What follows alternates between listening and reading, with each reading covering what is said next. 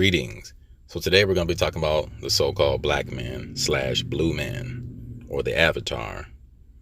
But when we read Psalms 82:6, it says that ye are gods, meaning that we are divine teachers or judges. So what is your purpose here on the earth, so-called black man? We must realize that we were not meant on this earth to be thugs, Pookie and Ray Rays. We were meant to be divine teachers and so forth. And it starts at home with the family. Now, some might say, well, why is the so-called black man, what was he depicted as in the days of old or the ancient days? He was depicted as the blue man or the green man. We know that the skies and seas are normally associated with fruitfulness and creation, and the ground or grass, which is green, we know as fertility, which is in correlation with the skin pigmentation, metaphorically aligned with blue and green. That's why we get the terms blue blood. But in this video, we're going to look at a few movies, and we're going to go to the etymology of certain words to denote the so-called black man or Negro as the blue man or green man. Your nervous system needs to stay put, keeping those intricate connections intact. So you won't be gone. Not completely. A sliver of you will still be in there somewhere. Limited consciousness. So right here we have the Coagula effect, him controlling the blue man, aka the black man. Like the other answer mentioned, behold, the Coagula is a cult ran by the Armitage family, where black people's bodies were transplanted with white brains such that they could join the black superior physique with the white superior intellect. And this is where you get the solid Coagula as seen on the bafflement. The coming of together of opposites to make the perfect divine or being. You'll be able to see and hear what your body is doing, but your existence will be as a passenger. So now we're at the etymology of words, and we're going to look up Negro, meaning African American vernacular. The English language as spoken by U.S. blacks is from 1704. French Negro is a 16th century borrowing from Spanish Negro. Older English words were more and blackamoor. A Middle English word for Ethiopian in quotation marks, perhaps also a Negro, generally was blue man. So they're letting you know, metaphorically, the blue man or green man is the so-called black man or Negro. So right here we have melanin, the basic guide for knowledge of self. In the states, type 6, black, blue-black, the highest melanin content. Race or seed line, African, Egyptian, Nigerians, African-American, Australian Aborigines. So now we're at the word blue blood, adjective. 1809 in reference to the blood that flows in the veins of the old and aristocratic families of Spain, translating Spanish sangre azul, claimed by certain families of Castile that held themselves uncontaminated by Moorish or Jewish admixture. The term probably is from notion of the visible veins of people of fair complexion, and we know that is a false statement. In reference to the English families by 1827, we know by that time the Caucasians or so-called whites were coming into power and rulership and changing definitions in words and so forth. So right here we have blue blood, noun, definition of blue blood, membership in a noble or socially prominent family. So now we're going to look at the book Ancient and Modern Britons, Volume 1 by David McRitchie, and this is a so-called white person or Caucasian, and this is his take on the so-called black man or blue man / green man. Now, when Claudian wrote, and for a long time after Mores, signified a great deal more than a native of Mauritania, or it may be more correct to say that Mauritania implied as much, though in a different quarter, as Cynthia did. Any Latin dictionary, any old one at least, will tell you that Mores is a Moor and blackamoor or a tawny Moor. We know that tawny just means like a shade of brown or different shades of brown. And Shakespeare uses the word Moor as a synonym for Negro.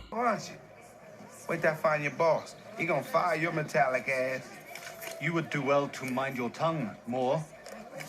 At that, last word bears nowadays a somewhat restricted meaning. It may be better to take the old-fashioned blackamoor as the nearest English rendering of mores, signifying thereby any black or brown-skinned man. Consequently, the translation of Claudian's line is this: he subdued the nimble blackamoors, not wrongly named the painted people. And the British Picts, like those of the other lands, stand out again as dark-skinned men. A complementary witness with mores is Gorm, found attached to the names of Highland and other chiefs and kings. This word is given in the Gaelic dictionaries as signifying blue of whatever shade, also green as grass. And this recalls the fact that the indigenous tribes described by Caesar were styled both Vorais and green and Kalarue blue from the woad which with they stain their bodies, the color of which may come under either of these headings. Accordingly, when one looks again into the Gaelic dictionary, one finds that Gorman is woad. Plainly, therefore, a man who is titled Gorm is a woad-stained man. And while in the Scottish Highlands, the adjective glass is used to signify both swarthy and green, in Wales it has the meaning of green or blue. And in the latter country, the Gaelic gorm, here spelled gorm, is equivalent to brown. What possible explanation for all this apparent confusion of terms can there be, except the patent one that a brown-skinned man and a woad-colored man were one and the same? Like I said previously in the beginning of the video, the upper crest or the upper elites know the so-called black man is the proverbial God, meaning judges, as I stated in Psalms 82:6. So the skies and seas are normally associated with fruitfulness and creation, and the ground and grass, which represents fertility. The skin pigmentation, metaphorically, is aligned with the blue and green, meaning the so-called black man, which we get the terms blue blood. The blue man represents the Most High, also in the celestial sphere as well. Does anybody remember Don Cheadle playing Captain Planet? Blue skin, dove, green hair, glass, all metaphorically. So right now we're at Merriam-Webster's dictionary. Avatar, noun, the incarnation of a Hindu deity such as Vishnu. That's why in the ancient world they depicted all the different deities or gods as blue men. Okay. Number 2, a incarnation in human form. Number 3, a variant, phase, or version of a continuing basic entity. The so-called black man is a fleshly microcosm or celestial entity or celestial being. That's why the Most High created us to be judges here on the earth. We are the fleshly manifestation of celestial beings, also known as angels. And amongst the circles, they know the Most High is depicted as a so-called black man. So we have avatar. Number 1, a manifestation of a deity or released soul in bodily form on earth. An incarnate divine teacher. Psalms 82:6. Have I said ye are gods, meaning judges or divine teachers, and all of you are children of the Most High. So that's what we're put on the earth for, to be teachers, to teach our families and so forth. Not to be thugs, not to be Pookie and Ray Rays, not to be gangbangers, and all this nonsense that they put labels on us and stereotype us for. So right here we have the movie Avatar. And the Hollywood ups and all the elite Caucasian Jews or whatnot, they know who you are, and they look at you as proverbial gods. Now we see in the movie Avatar, the blue skin is metaphorically for Aboriginal or indigenous people of color, which would be described as swarthy or tawny. And this is a period before the flood, the antediluvian period, and so forth. So right here we have Jamie Foxx playing Electro, the so-called blue man. I believe in the first installment of this movie, he was depicted with blue skin, metaphorically denoting to a quote-unquote God, okay, or a judge, your divine teacher, what they call a avatar. Now, I'm pretty sure a lot of people have heard of the term magical Negro in films.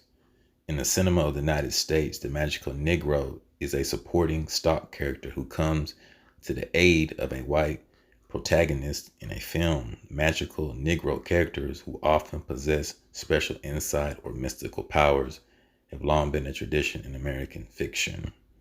But is it really fiction, though?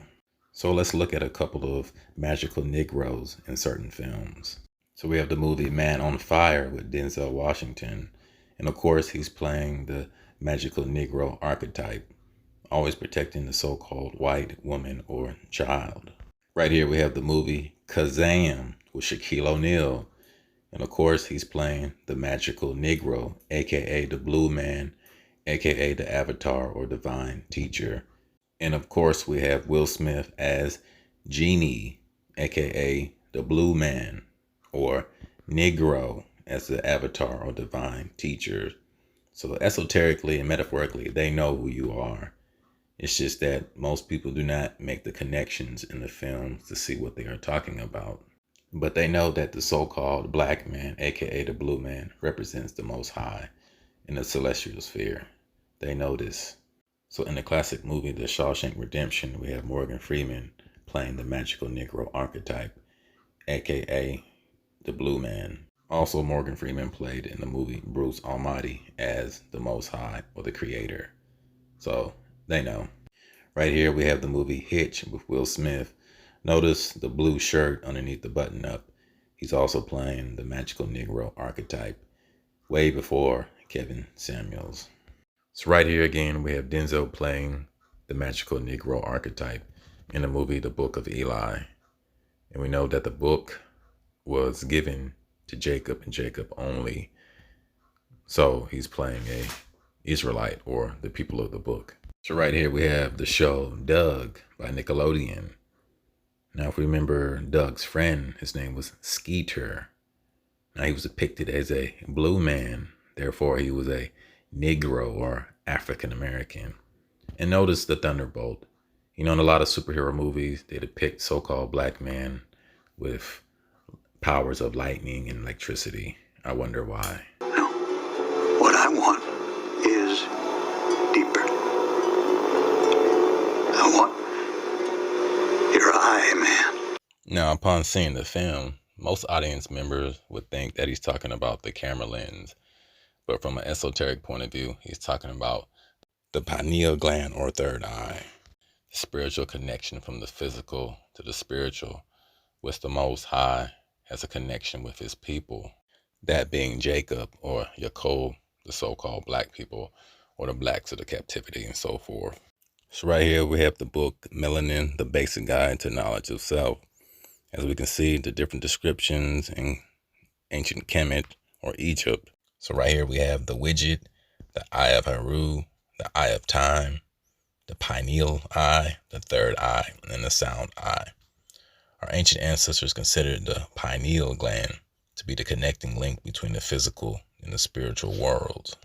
In some traditions, this inner eye is called the third eye, the eye of clairvoyance.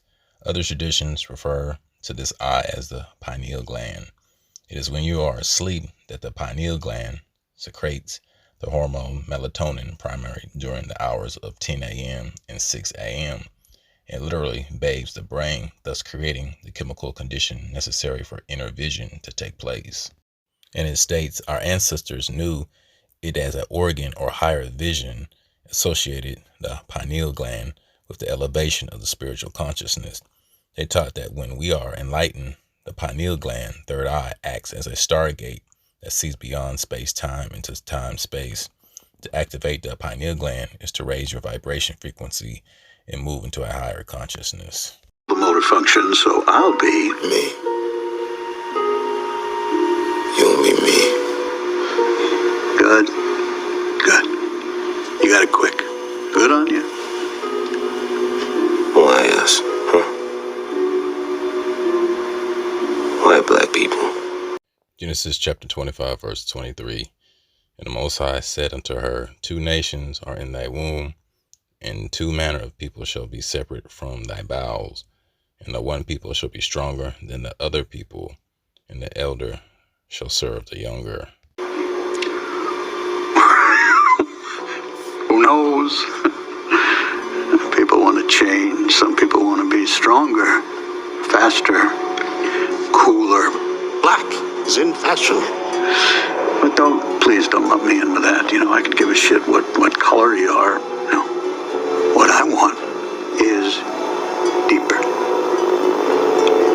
I want your eye, man. So right here we have the ancient deity Amun was painted with blue skin, symbolizing his association with air and primeval creation. Amun was also depicted in a wide variety of other forms.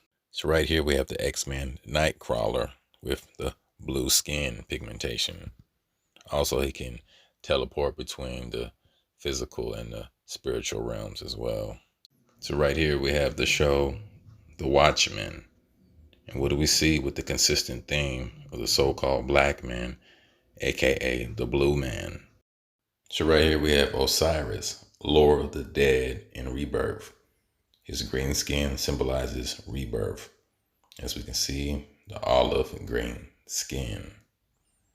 So the higher ups, the Caucasian Jews, the elites, they know who the so-called black man is, and of the scriptures as well. But peace and shalom.